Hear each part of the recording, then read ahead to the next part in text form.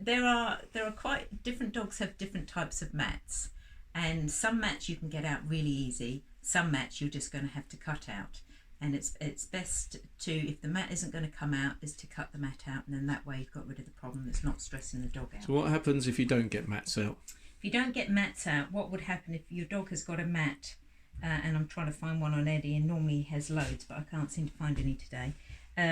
If you have a mat around the armpit area, what happens is the mat grows by the other hair getting closer and closer and wrapping itself around the other mat, the big mat. And then what that does is it pulls on the skin, which makes it very uncomfortable for the dog. So it can get red and raw and even split, yeah? Yeah, and the skin. And then the dog will start to bite it and chew it and scratch it. So the weak spots for mats forming are what, neck, armpits? Neck, armpits, behind the ears. This is always a real pain because dogs tend to scratch and we tend to lovely rub their ears. And presumably the groin as well. So the mat will form here. A mat will form normally here. A mat will form in this groin area here, this area here. Yeah. You'll find the mats forming. Mats will form at the back, this area here, when they're walking. So say you found a mat on a long-haired dog like Eddie, long-coated dog. So I found a mat on Eddie, which is just above his elbow. You can see it's dirty, and it's got foreign objects in it. So if you've got a mat like this, where you can actually see that you can actually part the mat with your fingers, which helps just make it a little bit easier. And Eddie's very good. He allows me to do it. Some dogs won't allow you to do it. If the dog doesn't allow you to do it and is getting really stressed, it's best just to cut it out. But if you can start to tease that mat apart, that's stage one. What follows? As much as possible, like that. Once you've done that, it's pretty much sorted, to be honest. Yeah, when it's like that, it's pretty easy. So that's a consequence of staying up on top of it. On top of your brushing. If you're brushing every day, you keep on top of all your mats, and then that way they never get really bad where you have to take the clippers to the dog or scissors to the dog. Okay, so now I've done that. With my slicker brush, I'm just going to tease out the rest of the dead hair out of the coat, because that's what your mat is dead hair. Okay, so one mat gone. One mat gone. Right, so you repeat that.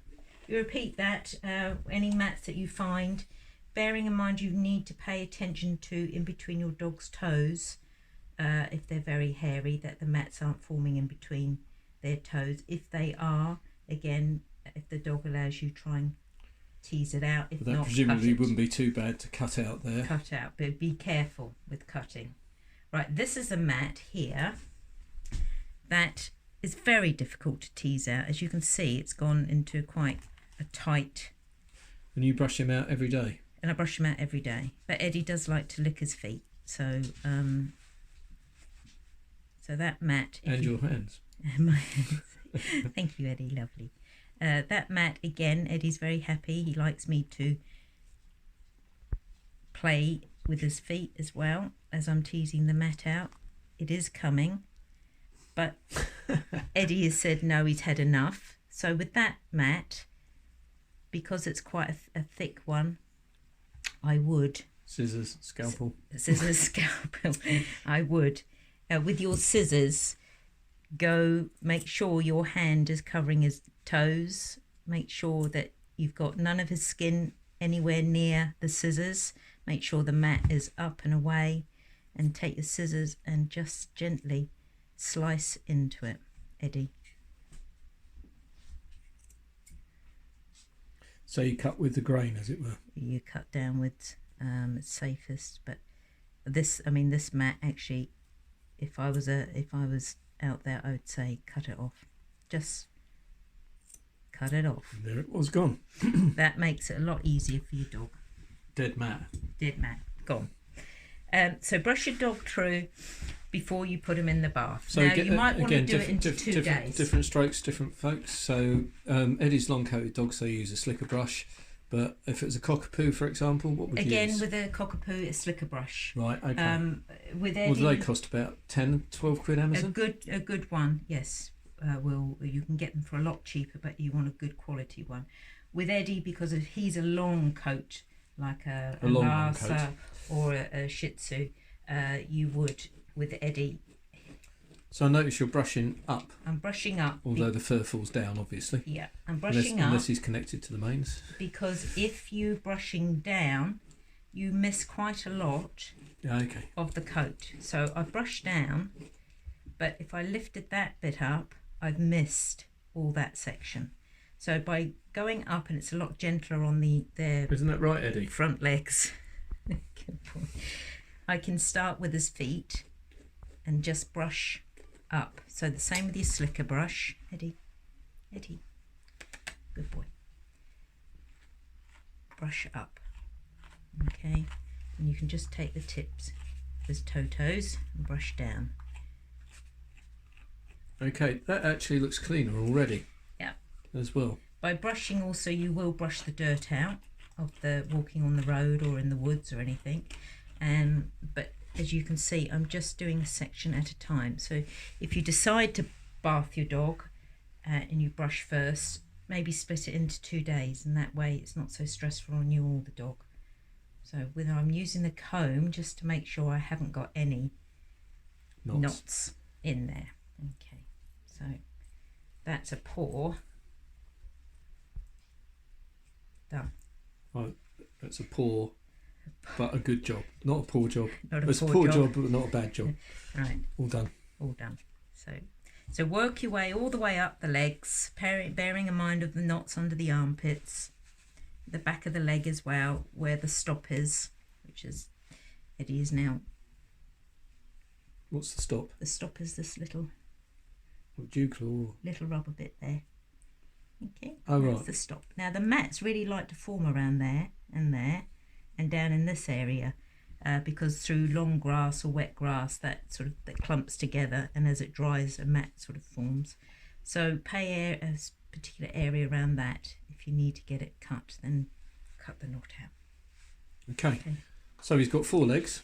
He's got 4 legs. That'll take a while. It will take a while. As you say, split it into 2 days if necessary. Split it into 2 days. Right. Again, Eddie's got a knot here. Eddie is going through a coat change. So his coat mats. So again, it's important to emphasise that he got brushed out yesterday, but he's an outdoor dog. He normally goes 2 walks a day. Now it's 1 long one, of course, being in lockdown. But even brushing out every day, knots can form literally in a matter of minutes, yeah? Yeah, and this is because the new hair is coming through and pushing the old hair, dead hair out, which then falls into the coat, and your mat will always start at the skin, where the skin is. Right. So that's why mats are so difficult for dogs, bad for dogs. Yeah, because it will always pull on the skin. Now, if I had left that for Eddie and not taken it out of Eddie's coat, what he would do is he would start to turn around, because that's pulling on his skin. He'd start to turn around and chew that area.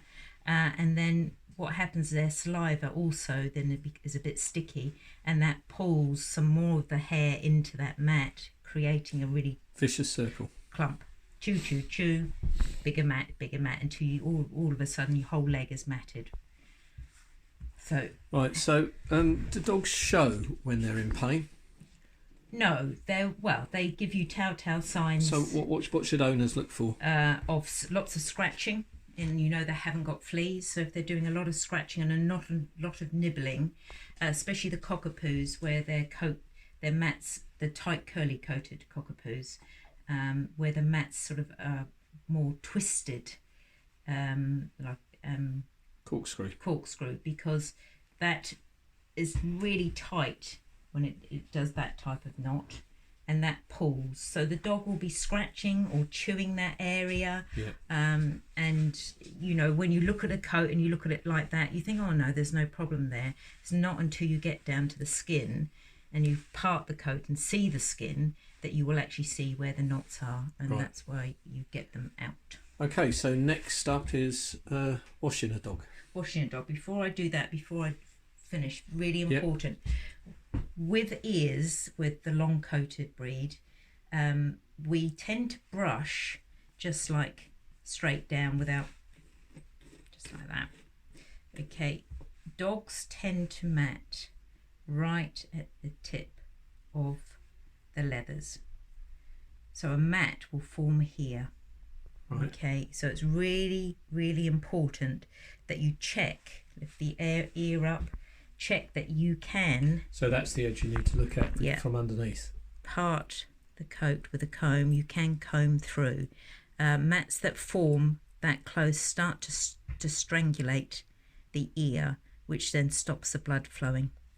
So you Right. really need to make a conscious effort. And then, while we're here, Eddie's ears look lovely and clean, but is it a big thing plucking ear hair? On certain breeds, yes, you should be plucking ear here. Ear. Ear here. Ear here. But it's a simple thing. It's a and simple doesn't thing. cause the dog much pain, but it As keeps long as there's not a lot of hair in there. If there keeps is, the ear canal clear, stops Yeah. infections. yeah, that your ear canal should be clean. Pink. It should smell nice, no smell at all. It should just look really healthy. If it's got any ear wax or everything in there, you can take a cotton wool pad and just wipe around that, but don't go into the ear canal because you will cause damage. Okay. Okay. So should point out at this stage that this is not this is guidance, guidelines, use your common sense, and it doesn't constitute legally binding advice, as all the best disclaimers say. This is just to help people through their maintaining their dogs' coats while we're on lockdown, yeah?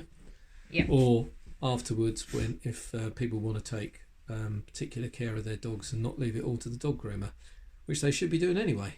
Right, Eddie will not be going in the bath today. Who's the victim today? Eddie will take far too long to bath, so we have on the floor Oh, Finny. Finn, it's your time. Yes. Don't know what you're wagging your tail for, mate.